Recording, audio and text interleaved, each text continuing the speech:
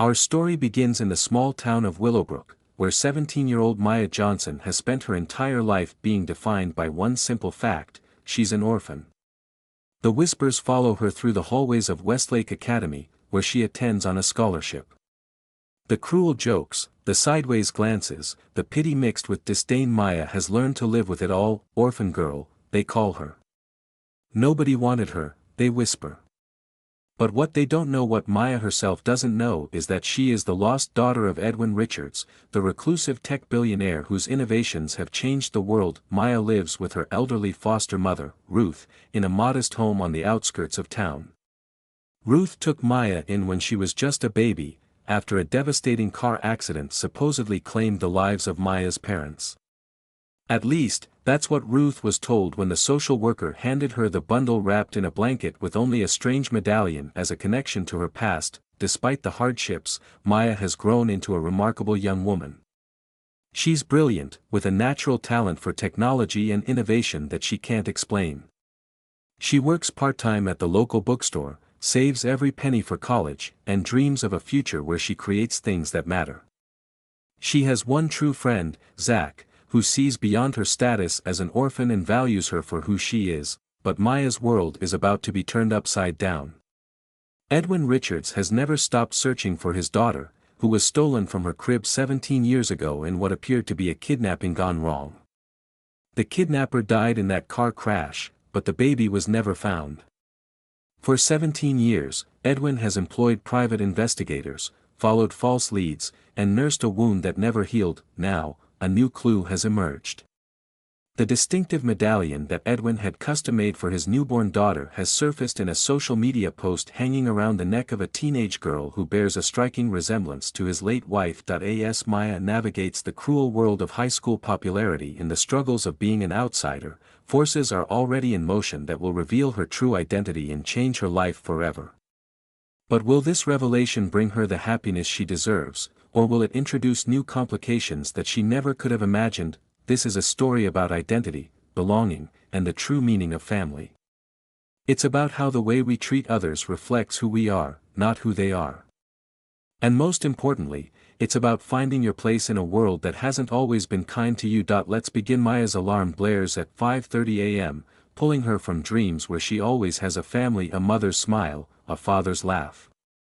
As she does every morning, she touches the strange medallion hanging around her neck, the only connection to her past, before getting ready for the day. The bus ride to Westlake Academy is Maya's daily trial. Today, Amber Reynolds, the queen bee of the school, decides Maya is her target. "Hey orphan girl, nice thrift store outfit," Amber calls out as Maya walks past, her designer-clad friends giggling on cue. Maya keeps her head high. "At least I bought it with money I earned myself," she replies, surprising even herself with her boldness. Zack slides over in his seat, making room for her. "Don't let them get to you," he says. "They're just jealous because you're smarter than all of them combined." "I doubt Amber Reynolds is jealous of anything about me," Maya says with a small smile. "But thanks for the vote of confidence." At school, Maya excels in her advanced computer science class, the only junior in a senior-level course. Their assignment is to design an innovative app, and Maya's idea, a platform connecting foster children with resources and support, impresses even the jaded Mr. Patterson. "This is exceptional work, Maya," he says, reviewing her initial designs. "You think about technology differently than most students. It's almost intuitive for you." Maya shrugs. "I just see problems and imagine solutions." Isn't that what technology is supposed to do? After school, Maya heads to her job at Timeless Books, where the owner, Mrs. Chen, treats her like family. "You look tired today," Mrs. Chen observes as Maya organizes a new shipment. "Those rich kids giving you trouble again?" "Nothing I can't handle," Maya assures her, but her eyes tell a different story. "You know, Maya, sometimes people are cruel because they're afraid. They see something special in you, and it scares them because they don't understand it." Maya appreciates Mrs. Chen's kindness but can't quite believe her words. What could possibly be special about an orphan with no family and no past? At home, Ruth waits with dinner ready. Despite her arthritis and aging body, Ruth has always made sure Maya never felt the absence of care in her life, even if she couldn't give her the wealth and privilege of her classmates. "I saw your science project won first place," Ruth says proudly. "That's my girl." "It wasn't that big a deal," Maya says, but she's pleased by Ruth's pride. "Have you been wearing that medallion to school again?" Ruth asks, noticing it peeking out from Maya's collar. "You know I worry about you losing it." Maya's hand goes to the medallion protectively. "It's all I have, Ruth. I can't just leave it in a drawer." Ruth's expression clouds momentarily. "I understand, dear. I just worry." What Maya doesn't know is that Ruth has her own secrets. The social worker who brought Maya to her wasn't from any agency Ruth had ever worked with before. The paperwork was rushed, the story vague. Over the years, Ruth has had her suspicions, but she's kept them to herself, afraid of losing the girl she's come to love as her own daughter. That night, as Maya works on her app design, she posts a selfie to her small social media following, not thinking much about the medallion clearly visible against her shirt. She captions it, "Midnight Coding Session." Who needs sleep when you have caffeine and coding problems to solve? #TechGirl #FutureInnovator. Across the country, in his sprawling mansion in Silicon Valley, Edwin Richards scrolls through his phone, a nightly ritual that always ends the same way, looking at the photos of his baby daughter, Alexandra, who would be 17 now. His assistant, Marcus, enters the room, excitement evident on his face. "Sir, I think we found something," Marcus says, holding up his tablet. A social media post from a small town called Willowbrook. The girl is wearing Alexandra's medallion. Edwin nearly drops his phone as he grabs the tablet. The girl in the photo has his late wife's eyes, his own determined jawline. And around her neck unmistakably is the custom platinum medallion with the unique pattern he designed himself, incorporating his wife's birthstone and their daughter's initials. "Find out everything about her," Edwin says, his voice barely a whisper. "Everything." Over the next week, Maya notices strange occurrences. A black SUV parked across from the school. A well-dressed man at the bookstore who buys nothing but asks Mrs. Chen casual questions about her employees. A woman who takes the seat next to her on the bus and seems too interested in her life. "I think I'm being paranoid," she tells Zack as they walk home. "But I feel like I'm being watched." "Maybe you're finally being recruited by the CIA for your tech genius," Zack jokes, but his eyes scan their surroundings protectively. Meanwhile, at Westlake Academy, the annual Richards Innovation Scholarship Competition is announced. Edwin Richards' company sponsors a full-ride college scholarship each year, and students must submit technological innovations to compete. Maya has dreamed of this scholarship since freshman year. Amber makes sure everyone knows she's entering and expects to win. "My dad plays golf with the Richards Industries board chairman," she brags. "And unlike some people, I actually have a family with connections." Maya works tirelessly on her foster care app, expanding it to include features she's dreamed of but never thought possible. This scholarship is her only hope for college without crippling debt. Unbeknownst to Maya, Edwin Richards has arranged to personally judge the scholarship competition this year, something he's never done before.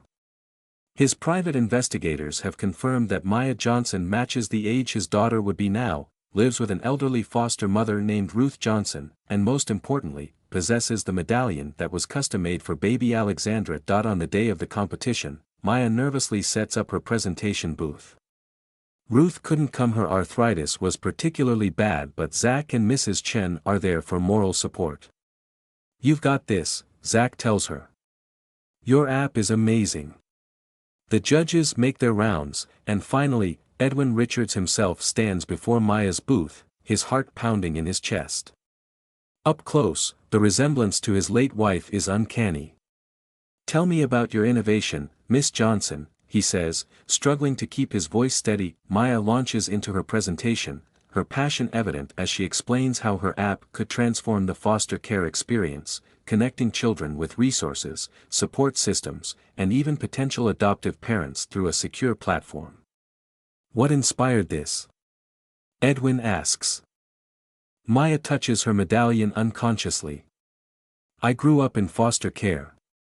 I was lucky I had Ruth, but many kids aren't so fortunate. Technology should solve real problems, not just create more ways for people to take selfies. Edwin notices the medallion, and his breath catches.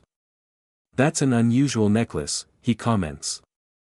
It's the only thing I have from my birth parents, Maya explains. I've worn it my whole life. Edwin asks technical questions, which Maya answers with intuitive understanding that mirrors his own approach to innovation. As he walks away from her booth, Marcus is at his side. It's her, isn't it? Marcus asks quietly.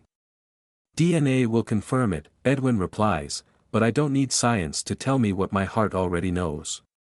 That's Alexandra. After the judges deliberate, Edwin returns to announce the winner. The tension is palpable as students and parents wait. The Richards Innovation Scholarship this year goes to Edwin pauses, making eye contact with Maya Johnson, for her foster care connection app.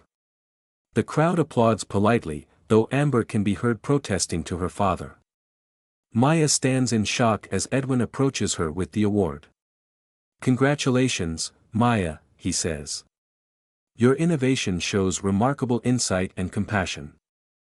I'd like to discuss internship opportunities at Richards Industries as well.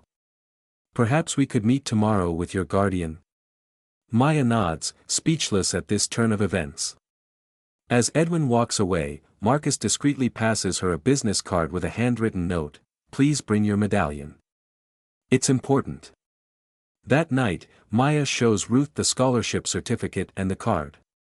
A personal meeting with Edwin Richards. Ruth is astonished. Maya, this is the opportunity of a lifetime. He seemed really interested in my medallion, Maya says, puzzled. Why would a billionaire care about my necklace? Ruth sits heavily in her chair, her expression troubled. Maya, there's something I've wondered about for years.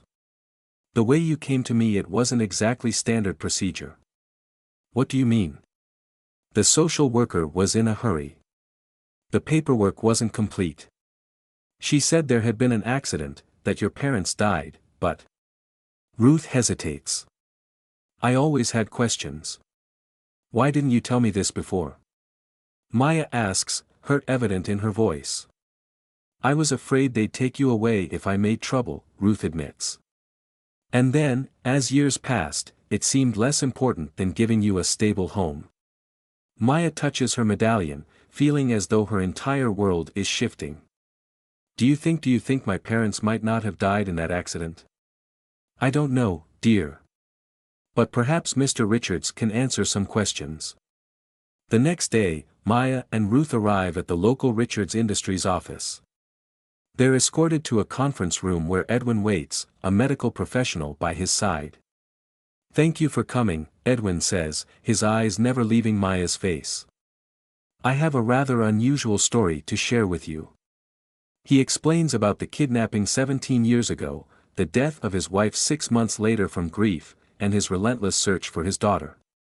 He shows them photos of baby Alexandra and the original design sketch for the medallion. I believe you are my daughter, Alexandra Richards, Edwin tells Maya directly.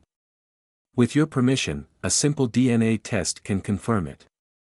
Maya sits in stunned silence, unable to process this information. You think I'm your daughter? But I'm nobody. I'm just an orphan.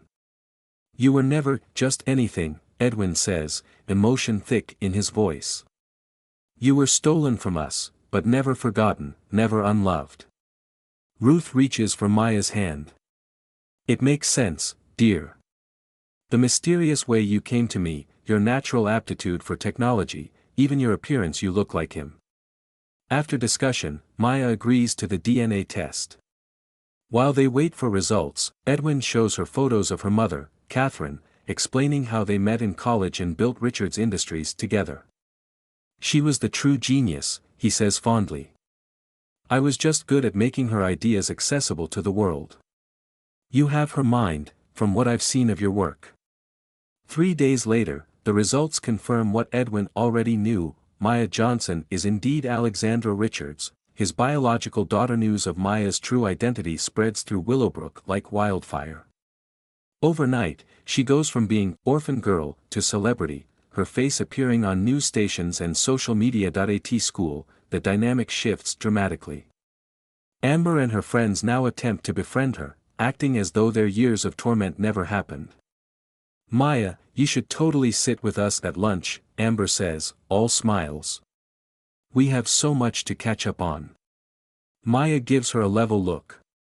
That's very kind of you, Amber, but I already have plans with my friend. She links arms with Zack and walks away. They're all so fake, she tells Zack later. Suddenly I'm worth knowing because my biological father is rich. Welcome to high school politics, Zack replies. But hey, at least you know who your real friends are. Edwin wants Maya to move to California immediately, to live in his mansion and take her rightful place as his heir. But Maya is torn. She can't abandon Ruth, who raised her with love despite limited means. And she's not sure she's ready to leave the only home she's ever known, despite its painful associations. I don't expect you to decide everything right away, Edwin assures her during one of their daily video calls. Take time to process. But know that I've missed 17 years of your life, and I'm eager to make up for lost time. Maya appreciates his patience but feels overwhelmed by the pressure of suddenly having a father, and not just any father, but one of the wealthiest men in the world. As she struggles with these changes, Ruth's health takes a turn for the worse. The doctor confirms what Ruth has suspected: her heart is failing, and she needs expensive treatment that her insurance won't fully cover. Maya immediately calls Edwin. I need your help, she says, explaining Ruth's situation. Within hours, Edwin has arranged for Ruth to be transported to the best cardiac hospital in the country. She raised my daughter when I couldn't, he tells Maya. I owe her everything. Maya accompanies Ruth to the hospital, where she meets Edwin in person for just the second time. As they wait during Ruth's surgery, they talk about Maya's mother, about the life she should have had, and about the future. I've set up a trust in your name, Edwin tells her. You'll never have to worry about money again. But more importantly, I want you to know that while I missed raising you, I am so proud of the person you've become without me.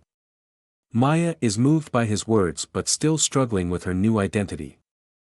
I don't know how to be Alexandra Richards, she admits. I've only ever been Maya Johnson. Then be both, Edwin suggests. Keep the name Ruth gave you, if you want.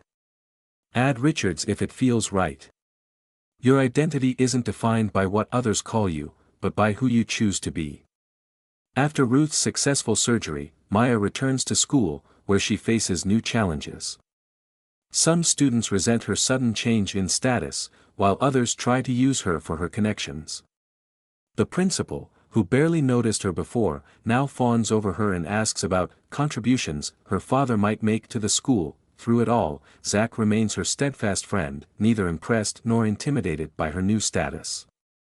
You're still just Maya to me, he tells her. The same girl who beat me at every science fair since 6th grade. As graduation approaches, Maya makes her decision. She will attend MIT as planned, using the scholarship she earned on her own merit. Edwin has purchased a home in Boston where Ruth can live comfortably while Maya attends college, and he will visit regularly. Maya will intern at Richards Industries during summers, learning the business from the ground up rather than stepping in as a privileged heir. On graduation day, Maya gives the valedictorian speech, with both Ruth and Edwin watching proudly from the audience. Life rarely follows the path we expect, she tells her classmates. Sometimes, we're defined by labels others place on us: orphan, scholarship kid, outsider. But those labels only have the power we give them. What truly defines us are the choices we make, the kindness we show, and the impact we have on others' lives. She looks directly at Amber and her friends. To those who judged me or anyone else based on circumstance rather than character, I hope you learn to see people for who they are, not what they have. And to those who saw my worth before my last name changed, thank you for teaching me the true meaning of family and friendship. As she concludes her speech, Maya feels a sense of peace.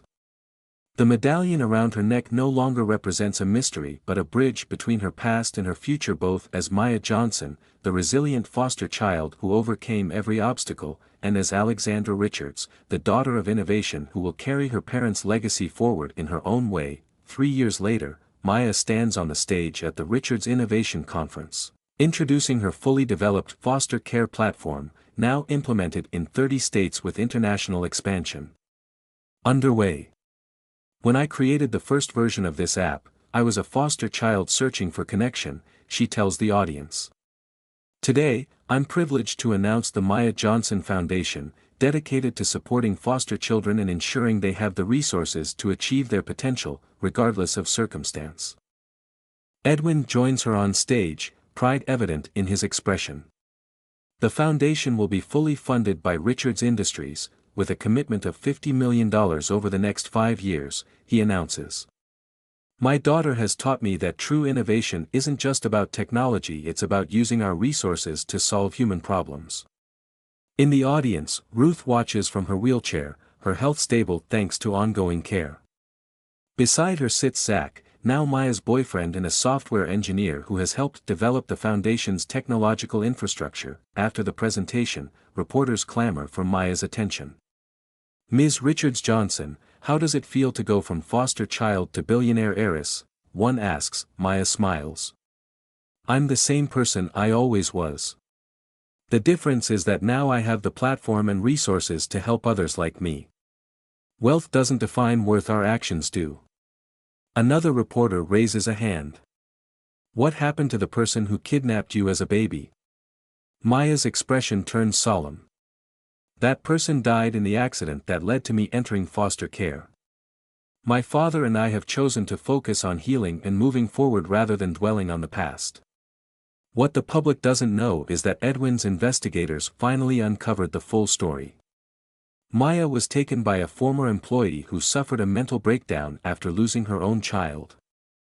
The woman died in the car accident, and in the confusion, baby Alexandra was mistakenly identified as the kidnapper's child and placed in foster care. Back at Edwin's mansion, now a second home to Maya during school breaks, a small dinner party celebrates the foundation's launch. Ruth, Edwin, Zack, Mrs. Chen, and Marcus, the core people who supported Maya through her journey, share stories and laughter. I've been thinking a lot about identity, Maya tells them as they enjoy dessert. 3 years ago, I thought discovering I was Alexandra Richards would solve everything, that suddenly I'd belong somewhere. But I've realized that belonging isn't about a name or a birthright. It's about connection. She looks around the table. Ruth gave me love when I had nothing else. Mrs. Chen showed me kindness and respect when others didn't. Zack valued me for who I was, not what I lacked. Marcus helped my father never give up searching. And Dad, she smiles at Edwin, you gave me the space to figure out who I am on my own terms. We're all just people trying to find our place, Edwin responds. Some of us have more resources than others, but at the core, we all want the same things: connection, purpose, love. The next day, Maya visits Westlake Academy, which has requested her as a speaker for their career day. As she walks the familiar hallways, she passes by the trophy case where her scholarship photo still hangs. Amber Reynolds, who now works as the school's alumni coordinator after failing to secure the college admissions her father tried to buy, greets her stiffly. Welcome back, Maya, or do you prefer Alexandra now? Maya is fine, she replies with a genuine smile. How are you, Amber? Amber seems surprised by the warmth in Maya's tone. I'm managing. Not everyone gets a fairy tale ending.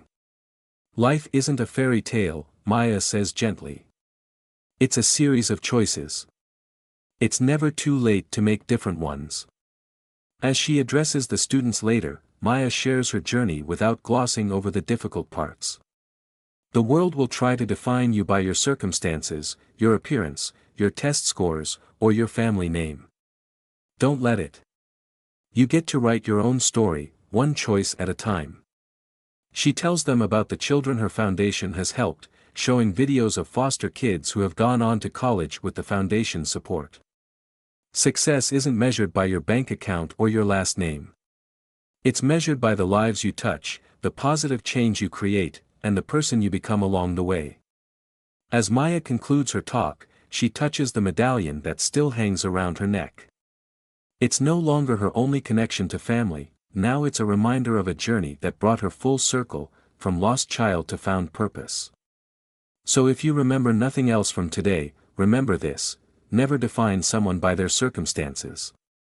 The orphan girl you mock today might be a world changer tomorrow. The quiet kid in the back of the class might have ideas that transform industries. Every person has value beyond what you can see on the surface. She looks out at the sea of young faces. And to those of you who feel like outsiders who are defined by what you lack rather than what you offer, know this: your story isn't finished. Your circumstances don't determine your worth. And sometimes, the very thing that makes you different is what will ultimately make you exceptional. As the students applaud, Maya feels a sense of completion. She has bridged her two worlds, Maya Johnson and Alexandra Richards, creating an identity that honors both her past and her future. More importantly, she's using her unique journey to create meaning and positive change outside the school. Edwin waits to take her to the airport for their humanitarian trip to open a new technology center for underprivileged youth. Ready for the next chapter? He asks as she approaches. Maya smiles, touching her medallion one more time before tucking it into her shirt. I've always been ready. Now I finally know where I'm going.